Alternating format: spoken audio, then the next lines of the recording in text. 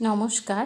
আজকের রেসিপি ব্রাহ্মী শাক আর ঝিঙে কুমড়ো দিয়ে ইলিশ মাছের মাথা দিয়ে একটু ঘন্ট করব। তো আমি ব্রাহ্মী শাকটা কুচি কুচি করে কেটে নিয়েছি একদম। তারপর ভালো করে ধুয়ে নেব, যেহেতু শাক। কড়াইতে আমি ঘি দিয়ে দিলাম, সম্পূর্ণ ঘিতেই আমি শাকটা ভাজি করব।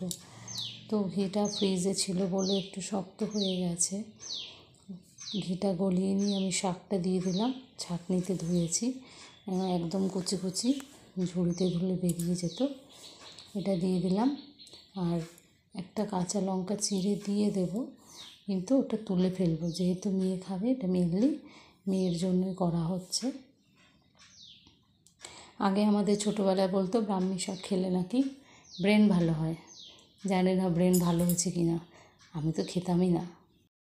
এটা ভালো করে কড়া ভাজা হবে, ঘিতেই সম্পূর্ণ ভাজা। ঘি দিয়ে মেখে খেলে অতটা তেতো লাগে না, কিন্তু খেতে কিন্তু খুব তেতো। ওপাশে শাকটা হচ্ছে, এপাশে আমি মাছের মাথাটা আগে ভেজে নিই, আর ভালো করে একটু কড়া করে ভেজে নেব। আর কুমড়োটা আমি কেটে রেখেছি ঝিরি ঝিরি করে কুমড়োটা। এবার কুমড়োটা ভালো, আর ঝিঙেও হবে, ঝিঙেটাও কাটবো।